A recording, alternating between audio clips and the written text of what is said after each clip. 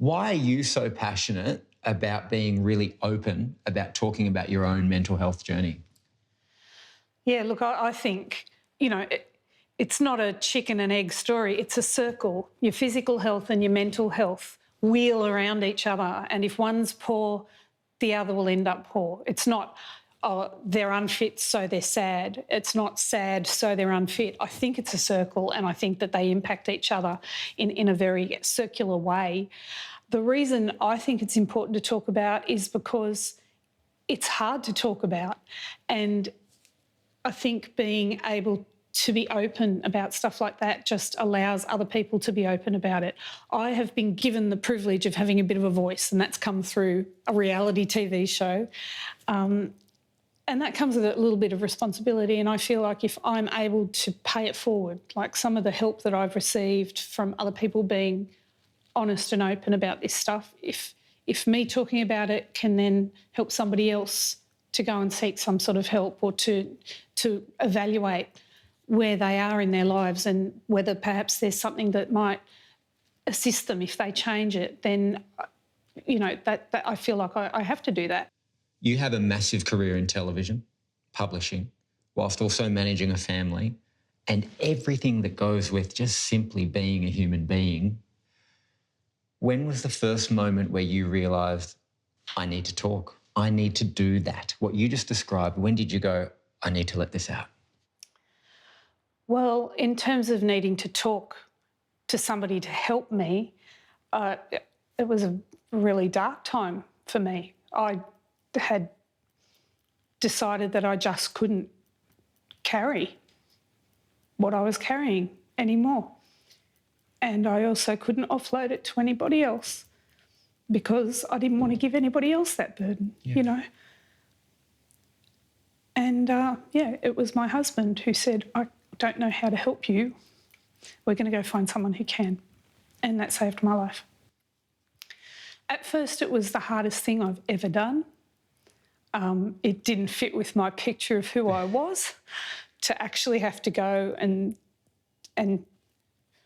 unburden this. There's so much shame. There is so much shame in these feelings, There's so much shame in feeling hopeless. We're raised that despair is a sin, it's a moral failing.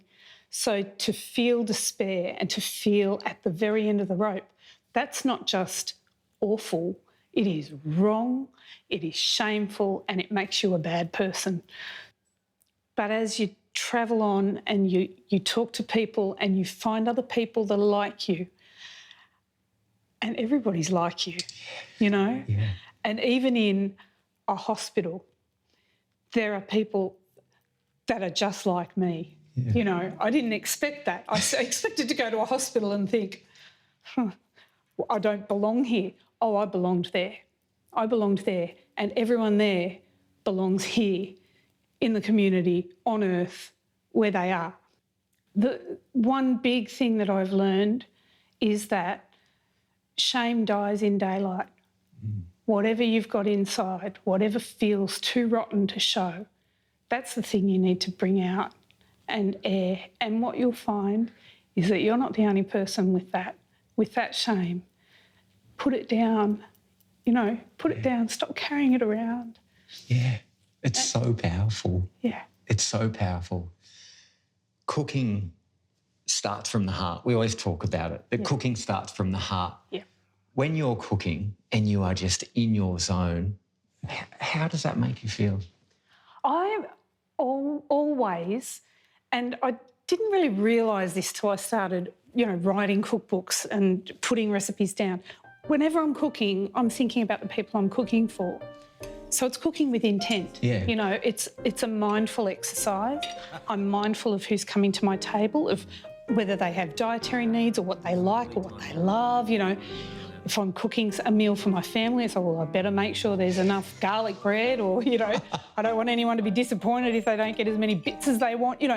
I'm always thinking about the people I'm cooking for, and so it's an act of love. And when I say act, it's like you're actually doing something. So for me, it's been such a gift to have that to give, because so often we're left a bit helpless when somebody's in a bad place, whether there's an illness in the family or they've had a bereavement or whether they're just struggling or they're too busy or whatever hardship someone's going through, having a meal delivered in a container they don't have to wash up and return is a relief. And so to be able to have that to give instead of going, oh, wish I could help.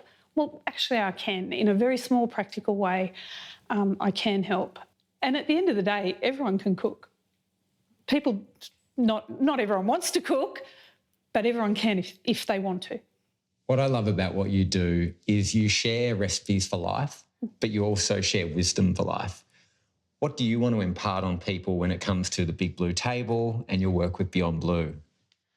I would just say to you, if you like having people around, put this occasion to it and have them around and just have the conversation. It doesn't have to be a deep blue conversation. It doesn't have to be a hard conversation. It can be lighthearted and beautiful as long as it involves, how you doing? Where's your head? You okay? So just bring people together, start the conversation, let the people that you love know that you are a safe place, that you're a safe person, that you're an open heart. You're a superhuman. Don't stop, don't change, be exactly who you are because we need more Julie Goodwins in this world. Thank you. Thanks, Heidi.